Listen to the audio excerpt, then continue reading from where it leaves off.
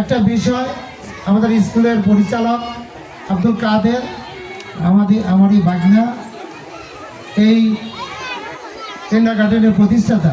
তো প্রথমেই শিক্ষক মণ্ডলী যারা আছেন তাদের আমি আন্তরিক ধন্যবাদ না দিয়ে পারি না। কারণ হলো একটা গাছের ফুল যখন ঝরে যায় সেই গাছে কিন্তু সেই ফুলটা আর প্রতিস্থাপন করা যায় না। কিন্তু কিন্ডারগার্টেনের শিক্ষিকা যারা আছেন তারা কিন্তু সেই দুঃসাধ্য কাজটা কিন্তু সাধ্যের মধ্যে চলে নিয়ে আসেন।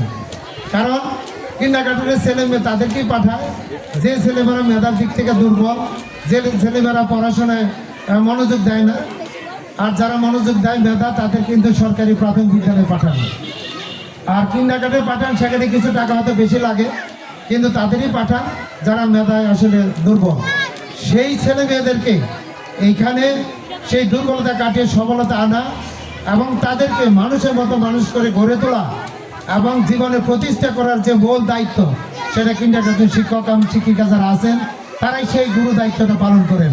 এই জন্য আমার পক্ষ থেকে তাদেরকে আমি কৃতজ্ঞতা জানাচ্ছি এবং অভিনন্দন জানাই তারা যেন আগামী এই দুঃসাধ্য কাজের সাথে আরেকটা কাজ করেন। সেটা আমার অনুরোধ।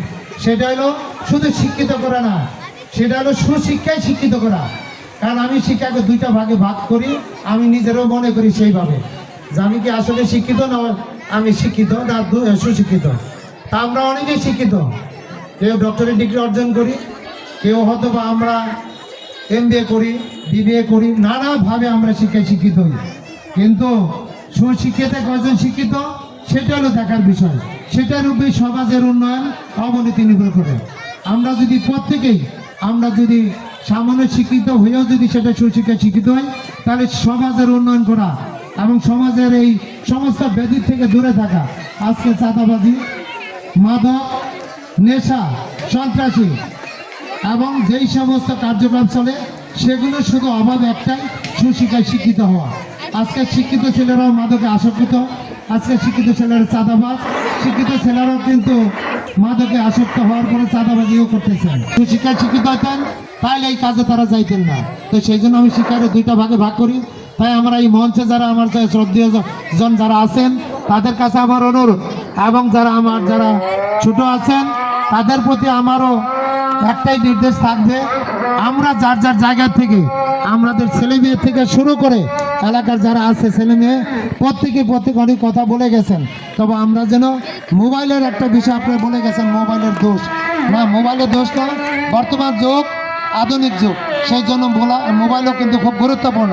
আমরা যেন সেটাই করি, ছেলে মেয়েদের যেটা মোবাইলের প্রয়োজন সেটা যেন তারা শিখছে কিনা সেটা যেন আমরা খেয়াল রাখি। আজকে ক্লাসের সাজেশন, আজকের ক্লাসের প্রোগ্রাম সব কিছু মোবাইলের মেসেজ আসে। আপনি যদি মোবাইল না দেন তাহলে ছেলে মেয়ে কিন্তু পিছিয়ে যাবে। তো সেই জন্য মোবাইলও দিবেন, তারপর দিকে খেয়াল রাখবেন সেজন্য এই মোবাইলের ভালো অংশটাই সেজন্য গ্রহণ করে খারাপ অংশের দিকে যেন আসক্ত না হয় সেই জিনিসটা খেয়াল রাখবেন। ছেলেমেয়ে যদি ঠিকমতো পড়াশোনা করে স্কুলে ভালো রেজাল্ট করে তাহলে কিন্তু মানুষ হলো না, তাকে সুশিক্ষায় শিক্ষিত করে মানুষের মতো মানুষ হতে হবে। আমরা প্রথমত জন্ম নিয়ে একজন মানব সন্তান হিসেবে, তারপরে আমরা শিক্ষিত হই, আমি মানুষ হই।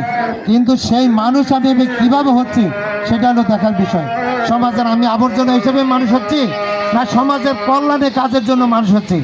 তো সেই জন্য আমি প্রত্যেকের কাছে অনুরোধ, যারা শিক্ষক মণ্ডলী আছেন, অভিভাবক আছেন, প্রত্যেকের কাছে আমার একটাই অনুরোধ, আপনারা মোবাইলে দোষ দেওয়ার দরকার নাই। আমার পাশে আমার নিজের জীবনে অভিজ্ঞতা আমি একটাই কথাই বলবো, আপনারা একটা বিষয় বোধহয় আসক্ত জেনে খুশি হবেন যে আমার জীবনে আপনারা যে কিছু কিছু অভ্যাস আছে যে আমাদের আসলে খাবার খেতে হয় বেঁচে থাকার জন্য। আমার খাবার ছাড়া আমি আজকে সমাজ একটা রেওয়াজ আছে পান খাওয়া, চা খাওয়া, নেশা করা, আমি এই কোনোটার সাথে আমি সম্পৃক্ত না। আপনারা ইতিমধ্যে অনেকে জানেন। তা আমার পাশে তো অনেকে নেশা করছেন, আমার অনেকে চা খান, পান খান। আমি প্রত্যেকটা যেহেতু আমি জনগণের সাথে সম্পৃক্ত, আজানের জন্য একটু আমরা অপেক্ষা করি।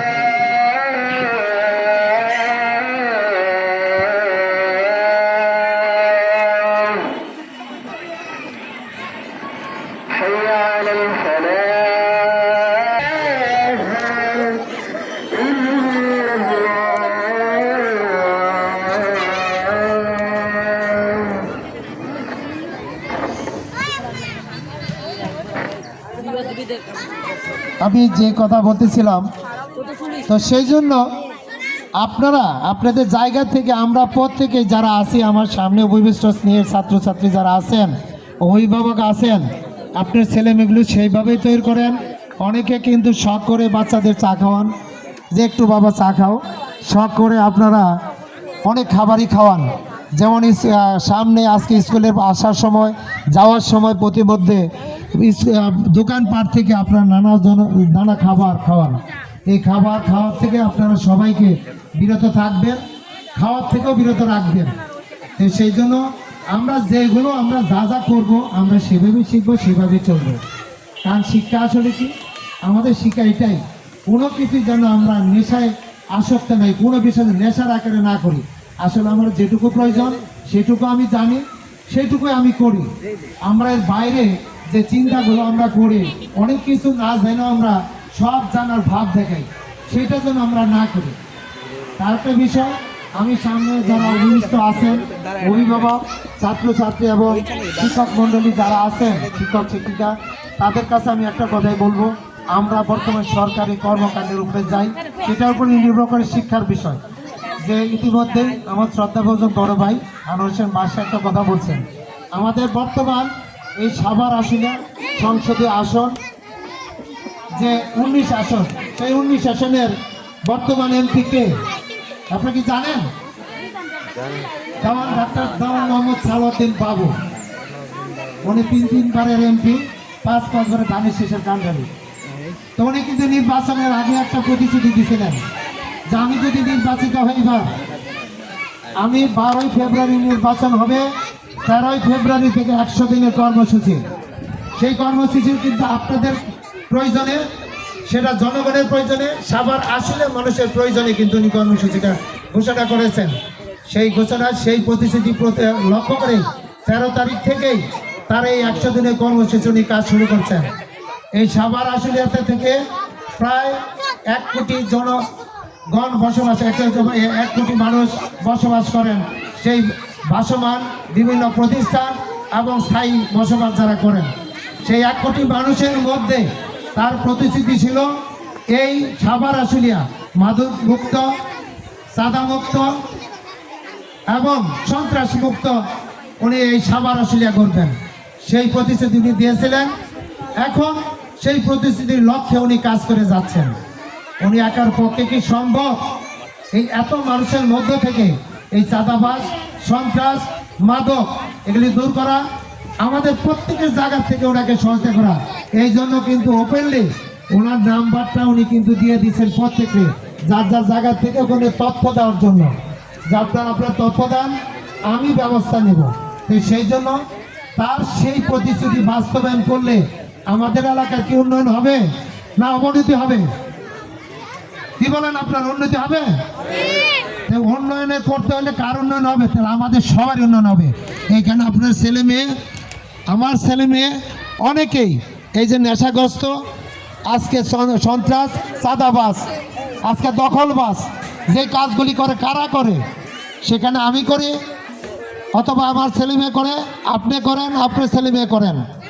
তো সেই জন্য এই জায়গাটা যদি আমরা কাজ করতে পারি, তাইলে সেক্ষেত্রে আমার পরিবারে শান্তি ফিরে আসবে। অর্থাৎ আমরা কার জন্য কাজ করি?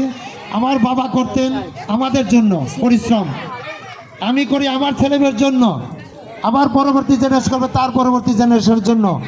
তো সেই জন্য এটা ওতপ্রোতভাবে জড়িত আমাদের সাথে এই প্রতিশ্রুতিটা। সেই জন্য আমরা প্রত্যেকের জায়গা থেকে আমরা যেন অবশ্যই সেই বিষয়ে আমরা আমাদের মাননীয় এমপি, আমাদের প্রিয় নেতা ডাক্তার সালাউদ্দিন বাবু ভাইকে আমরা যেন প্রত্যেকেই আমরা তাকে সহযোগিতা করি।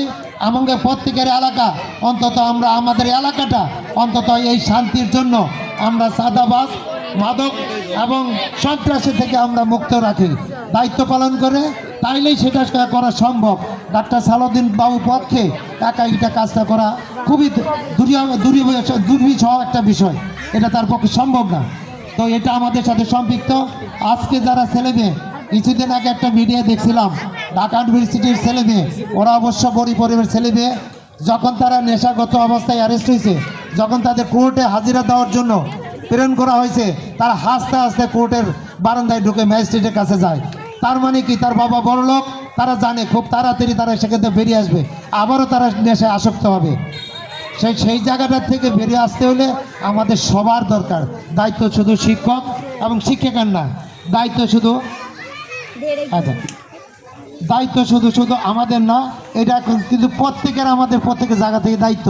তো সেই জন্য আমরা বাবা সেই অঙ্গীকারটা আজকের এই পয়লা বৈশাখে আমাদের সেই একটাই অঙ্গীকার হোক, বাউবের এই প্রতিশ্রুতি বাস্তবের জন্য আমাদের অঙ্গীকার হোক সাভার আশুলিয়া সন্ত্রাসমুক্ত মাদকমুক্ত সাধুভক্ত আমাদের একটা সুর আমরা তুলি, যে সবাই যেন কোনো জায়গায় মাদকের আস্তানা ডিলার প্রত্যেকের জন্য প্রত্যেক জায়গাতে পরিষ্কার করে ফেলি। সন্ত্রাসকে জায়গা দেব না, মাদককে আমরা না করি, সন্ত্রাস বন্ধ করি, চাঁদাবাজ বন্ধ করি। সেই আন্দোলনটায় আমরা অংশগ্রহণ করি, সাভার আশুলিয়ার মানুষের শান্তির ঠিকানা খুঁজি। আবার এখন আমরা স্কুলের একটা বিষয়ে ইতিমধ্যে আমাদের কাছে একটা প্রস্তাব আসছে যে এখানে গরিব মেধাবী ছাত্রছাত্রী অনেকে পড়াশোনা করে, আর্থিক কারণ পড়াশোনা করতে পারতেছে না। আমাদের আনোয়ার হোসেন বাদশা ভাই এই স্কুলের আরেকটা বিষয় জায়গা সংকলনের বিষয়, সেখানে হয়তো আর্থিক কিছু বিষয় আছে, সেখানে জায়গাটা যদি বর্ধিত করতে যায় সেখানে টাকার প্রশ্ন। তা আমরা যারা আছি, বিশেষ করে আমি আছি, আমাদের সেই সংখ্যাটা যদি আনোয়ার হোসেন বাদশা ভাই সহ বাবুল সহ যে কথাটা বলছেন যে কতজন ছেলে মেয়ে আছে যারা টাকার উপরে পড়াশোনা করতে পারেন না, শুধু আজকে আসলে মডেল স্কুল নয়, সেই স্কুলটা ছাড়াও আরও যে স্কুল আছে আমরা চেষ্টা করব, আমরা যারা আছি শুধু সরকারের মুখাপেক্ষি না হইয়া আমরা যে জায়গার থেকে আমরা যারা এখানে মঞ্চে উপস্থিত আছি সবাই সম্মিলিতভাবে যদি এই বিষয়টা আমরা সবার জায়গা থেকে একটু সহায়তার হাত বাড়িয়ে দিই, তাইলে ছেলেমেয়েরা আজকে শিক্ষিত হইয়া এই দেশের উন্নয়নের কাজে লাগবে, দেশের নেতৃত্ব দিবে। সেই আশায় আমরা এটা আমরা করব। আমরা সম্মিলিতভাবে আমরা অবশ্যই কাদের মামার সাথে সবাই যেন যোগাযোগ করি। আর আমরা যারা আছি এখানে শ্রদ্ধাভাজন বড় ভাই সহ আমরা যারা ছোটো আছি সবাই সম্মিলিতভাবে এই জায়গাটা আমরা যেন একটা আকারে নিয়ে আসি, যে এই মডেল আসলে মডেল আজকে 22 বছর যাবত তাদের ক্রিয়া অনুষ্ঠান হয়তো প্রতিষ্ঠাতা আর আগেই হয়েছে, সেটা হয়তো আমি খেয়াল করি না, তার প্রতিষ্ঠা তারিখটা হয়তো এখানে নাই। তো কিন্তু তারপর আমি মনে করি যে দীর্ঘ সময় ধরে যেহেতু এই মানুষ গড়ার কারিগর, সেই কারিগরে যদি একটু সহায়তা করলে যদি উনি মানুষগুলিকে আরও সুন্দরভাবে তৈরি করে এখান থেকে বেরিয়ে যায়, যারা আজকে দেশের বিভিন্ন জায়গায় এই দেশের উন্নয়ন এবং তাদের চাকরিজীবী পেশাজীবী হিসেবে যে নিজেদের উন্নয়ন করছেন, সেই স্কুলের বিদ্যাপীঠ সেটা যদি স্কুলে সেই জায়গাটা পড়াশোনার ভালো সুযোগ না থাকে তাহলে কিন্তু সে ছাত্রছাত্রীরা ভালো শিক্ষা পাবে না। তাই সেই জন্য ভালো শিক্ষার জন্য তাদের অবশ্যই সহায়তার দরকার আছে। আমরা আশা করি, আমি কাদের মামাকে আশ্বস্ত করব যে আমরা অবশ্যই তোমার সাথে এই প্রস্তাবনা আমি একমত, আমরা সহযোগিতার হাত বাড়িয়ে দেব। সেই প্রত্যাশায় আমি সবার আবার দীর্ঘায়ু কামনা করে আজকে সবার সুস্বাস্থ্য দীর্ঘ কামনা করে আমার বক্তব্য এখানে শেষ করি। সবাইকে ধন্যবাদ। ধন্যবাদ প্রধান অতিথিকে। তার